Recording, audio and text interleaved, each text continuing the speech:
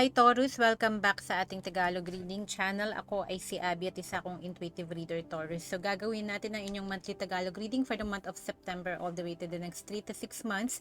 Ang current timestamp ngayon ay September 30, 2024 at 4:04 PM Taurus. Okay? So remember na ito ay isang collective reading, so maaaring mag-resonate sa certain collective, at kung hindi kayo mag-resonate, it only means na yung reading na to ay hindi para sa inyo. Who knows, I might tap into your energy next time. Sa mga new viewers po natin, welcome po sa ating Tagalog Reading Channel. Sa mga current subscribers, maraming salamat po sa pagsuporta ng inyong mga monthly Tagalog readings. Alright, so isa-shuffle ko lang muna Taurus uli ang mga baraha in front of the camera, and I'll see you guys in few seconds.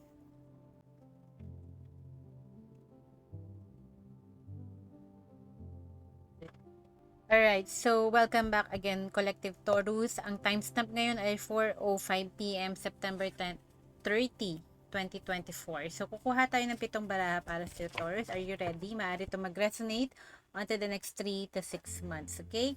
So, position 1, position 2, position 3, 4th position, pang-5, pang-6, and at the center. Okay. Are you ready, Taurus? So, sa position 1 natin, Taurus, na ito yung mga bagay na kailangan mong pakawalan, release card, or yung mga bagay na, alam mo yan, matagal na nating hino-hold back, finally dapat i-unleash na, or completely na pakawalan na gamitan, no? So, ang sabi dito, basahin lang natin, kasi naka-orange color to. I am kind and loving toward others while creating clear boundaries that protect my good feeling emotions. So, ang sinasabi dito, Taurus, mag-set tayo ng boundaries, no? For the month of September all the way to the next 3 to 6 months. Try to set boundaries kasi it's either baka naaabuso, nade-drain agad ang energy natin, nade-deplete. Wala na tayong tinitira para sa sarili natin. Puro tayo give ng ating energy ng panahon ng oras. Tapos walang, alam mo yun, walang equal give and take, kumbaga. Or totally wala tayong nare-receive from a situation or a person. No, it doesn't mean na nag-aantay ka ng kapalit. It only means na you also need to protect your energy sa mga situations, sabihin na natin na nagde-drain ng time, energy mo, as well as siguro maaaring finances din, 'di ba? So sabihin na lang natin there are people or situation na maaaring mag-take advantage kasi sa'yo. Okay? So wala nga daw masama na mag-set ng clear boundaries, okay? Importante kasi rin na kailangan mo protection na ng sarili mo, especially nararamdaman mo yung self-concept mo sa sarili mo, yung ability mo na makapag-create ng mga bagay. Also, kailangan mong protektahan yung mental health and physical health mo. So, anything na masyado na in excess, no, naabuso ang katawan, naabuso ang ating mga pinaghirapan, or naaabuso ang ating emotional ability to love na, no, parang bigay tayo ng pag-ibig, wala tayong napapala, or walang commitment na dumadating, then it's about time to set boundaries. Yun ang sinasabi dito, Taurus. Okay? Now, sa position 2, kailangan mo ipagpatuloy. So, maaaring ginagawa mo to ngayon, no, Taurus? Ito ay, sa Taurus, sa position number 2 naman, nandito ang, the universe is always conspiring to support you, guide you, and lead you compassionately toward the highest good. So, ito naman yung panahon ng pagtitiwala na laging may mabuting kahahantungan yung mga bagay na ginagawa natin ngayon, okay? It's always for the highest good. Minsan, hindi natin maiwasan na kino-question natin. Let's say, ako, I am in my 40s, and sabi ko, may darating pa ba na pag-ibig, di ba? So, sabi ko, hindi ko na inaantay.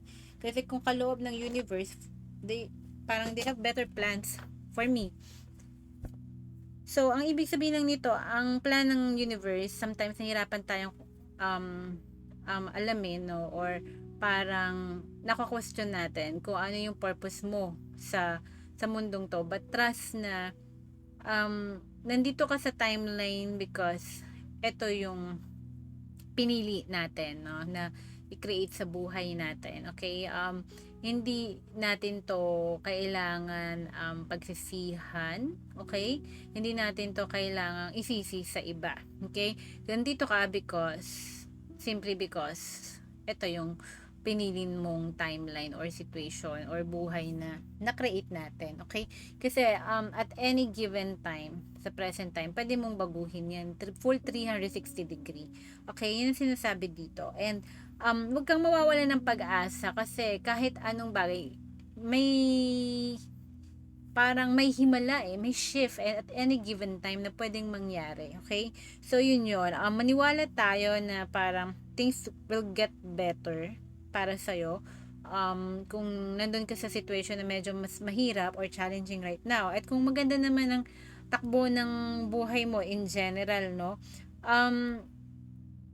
Nakatadhana na yan na it's always for your highest good kahit pa kung ano man ang sitwasyon mo. So may assurance ang universe na hindi ka pababayaan ng Panginoon, okay? So yun yung kailangan mong pagpatuloy, yung maramdaman mo na andyan yung presence, yung divine presence, yung spiritual presence na maswerte pa rin ako. Wag natin ikumpara yung buhay natin sa iba kasi there will always be, someone better than us or someone na hindi mas maganda ang sitwasyon kaysa sa atin, 'di ba? So comparing is useless dito. So the only thing that matters is the present time, okay? Kasi ito yung point ng creation ng mga bagay na mas paparating pa sa iyo, okay? Which leads you to manifestation. Okay? So maniwala ka lang na compassionately gina-guide ka, no? Alam nila ang hirap mo, mga pinagdadaanan mo, yung mga challenges mo sa buhay at yung mga desires mo, which leads us to part number 3, yung manifestation para sa Taurus. Yung sabi, when I cultivate a spiritual connection, you see yung 2 and 3 mo has something to do sa cultivation or thriving ng spiritual, pag-grow ng spiritual connection mo. Okay? You can trust the universe no matter what. So, synonymous to. Ito yung kailangan mong ipagpatuloy at may kinalaman siya strongly since repeating ang message ng mga cards na to, second and third position mo. Sa kailangan mong ipagpatuloy at sa manifestation, malaki ang importansya niya ng pananalig mo, ng paniniwala mo na mangyayari to sa maaari mo siyang makamit. Okay? Kung ang conviction power mo sa isang bagay na ma-achieve mo tong pangarap na to, mapapasayo tong taong to, kung gaano kagusto ng puso at isipan mo ang isang sitwasyon o isang tao o isang bagay, mangyayari at mangyayari yan kung kaloob ng universe at napakaganda ng intention mo sa sitwasyon o sa tao at sa manifestation mo. Wala tayong sinasaktang ibang tao or mga sitwasyon na inaapakan. Then, for the highest good, ang sinasabi ng pwede mong pagkatiwalaan na maaaring ibigay ito ng universe. So, this or something better. Maybe or maybe not. Always entertain the idea, the possibility na mapapasa iyo. Okay? Dahil ang universe, our Lord always say yes sa yung mga gusto. Okay? Kasi hindi naman nila madidistinguish dyan kung ano yung totoo sa peke na thoughts and feelings Okay? They take it as a fact, a hard truth. So, be mindful sa ating mga iniisip at nararamdaman. And I'm sure aware ka dyan kasi the universe always conspiring para ibigay yan sa'yo. But as long as maganda yung intention natin, yun nga sinasabi ko dito. Okay?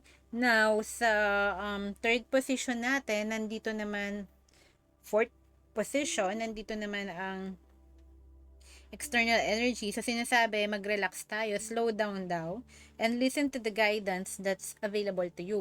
So, for you Taurus, malaking importance din yung makinig tayo sa mga advices and wisdom na galing sa mga, sabihin natin, mga tao na mas may experience sa isang sitwasyon or sa isang connection, and maaari din na nagbibigay sa na advice or wisdom, maybe mas spiritually, sila, matured, or mas emotionally matured sila. Could be friend, family members as well. Could be tarot reader, then could be a spiritual or manifestation coach sa YouTube, no? So, maraming avenue na makakapag-pick up tayo ng mga new learnings and advices and guidance, 'di ba? It doesn't have to be lang within our circles. Could be external din na sa YouTube, nanonood ka ng mga law of attraction, sa self-help books, babasa ng mga manifestation books o kaya yung mga self-help books like pag-manage ng finances and such, no? So, slow down lang daw and this is the perfect time na i-take advantage mo sa full potential yung mga payo na yan kasi ito yata yung perfect time na may apply mo sila sa buhay mo. Okay? Mga gabay na yan. Now, sa panglimang position Taurus, no? Ito yung kailangan mo magawin para mag-benefit ka, no? So, when I make joy a priority, brilliant ideas will come naturally, support will surround me, and movements will form. So, magkakaroon ng galaw sa buhay mo. Sinasabi na to. Magkakaroon ng magagandang support system ka. Magkakaroon ka ng magagandang idea sa isang kondisyon kung nandun ka lagi sa state of joy. Ang joy is different from happiness. Happiness is ordinary, ang joy is within you. No, happy ka, contented ka, you're at peace, peace of mind, hindi tayo stress, we're relaxed, no? So, mas tumataas ang vibration, that means na pag peaceful ka, wala kang problema, or kung may problema ka man, hindi mo iniinda, hindi ka nag-gripe, hindi ka nag-whine, no? You accept it for what it is, na-handle mo na maayos yung mga sitwasyon sa buhay mo. You're basically just relax, 'di ba? Ganon. Yun yung state of joy na tinatawag natin. Okay? Na hindi mo kailangan ng external na events or situation or people para mapasaya ka. Yung contentment lang sapat na para nandun ka sa state of joy, sa state of appreciation and gratitude. Peace of mind din, walang bumabagabag sa'yo, ang sarap matulog sa gabi, diba? Yun yung vibration na napakaganda. So, kung dapat daw, nandun ka sa joy, sa state of vibration na yan. Kasi ang joy is mataas ang vibrational frequency niyan eh. And, like love, no? So, naturally, mabibring in mo yung mga magagandang idea na baka makapag-open ng opportunity para sa'yo. Bigla kang magkakaroon ng eureka moment at marami kang ma-attract ng mga support galing sa ibang tao, no? It's also the perfect time na parang pakabait lang tayo, relax lang, walang stress, walang away, walang gulo. Ganoon. Okay, at magkakaroon dyan ng movement sa period na yan. Sa panahon na yan na ginagawa mo yan, magbe-benefit ka dyan. Ngayon sa new beginning mo, ang sabi naman dito Taurus, when I surrender my will to the care of spirit and the universe. So, it's more like surrendering yung mga new beginnings mo. Sila na bahala. They got your back sa mga bago mong simula. Ginawa mo na yung part mo and parang you seems like parang waiting game. So, sila na bahala. Diyan, nasa universe na yan. Kumakalat na yung mga affirmations mo and desires mo. Alam na nila yan. I attune my energy with an ever-present stream of well-being. So, when I surrender my will to the care of spirit and the universe, no, sinurrender na natin sa lahat, patot panabla sa universe, no, yung mga bagong simula at maaaring mag-open up para sa atin, I attune my energy with an ever-present stream of well-being. That's the time na parang you feel na parang in harmony lahat para sa iyo, sa well-being mo. Lahat parang magko-conspire para sa ikabubuti mo. Yun yung mga new beginnings na nakalaan para sa iyo, Taurus, onto the next 3 to 6 months. Okay? Surrender. Learn to detach sa outcome. Learn to detach sa result. No, wag tayo masyadong mag-anticipate. Kasi the more na nag-anticipate, the more na madedelay yan. Kasi sasabihin ng universe, nag-aantay ka. So, gusto mo pa rin mag-antay. Ayaw mong ibigay ko sa'yo. Yun. At yun ang magmamanifest. Okay? Now, at the center, Taurus, nandiyan naman yung I can decide today to recalibrate my energy and commit to love and joy. So, maraming emphasis when it comes to love and joy. So, yun medyo baka kailangan natin mag-improve. I admit, no, nagkakaroon ako ng fluctuation sometimes sa moods, sa emotions ko, no. So, it's good to control, to rain check. Kung sino nga daw yung mamamaster yung emotion nila at thoughts nila, na ma-master mo yung reality mo. Hindi ko alam kung sino nagsabi niyan, si Lao Chu ba yan or anyone else. But yun, totoo. Okay? Kasi ang reality is just a program. No? Ang reality is just a mirror of what's within you. No? Yung iniisip at nararamdaman natin. So, ikaw today, kailangan natin i-recalibrate ang ating energy. Ganyan din ako. May up and down ako throughout the day. Pero mas importante kasi na tao lang tayo, di ba? Mood swings tayo or paiba-iba ang ating mga mood, no? Pero, alam mo yun, ang importante, mas dominant yung state of masaya tayo at nasa state of gratitude, mas dominant yung at peace ka at masaya tayo. Joy to, or hindi to ordinary happiness, joy. So, yun, commit to love and joy. Pag sinabing commit to love and joy, hindi to yung love na romantic love, no? It's more like selfless love, love for the community around you, love for God, love for the universe, love sa mga things na ginagawa. It's about passion. So, it's about parang self-love mo, self-care. Yung joy na yan is, yung hindi ka nangangailangan ng ibang tao ng external influences para maging masaya.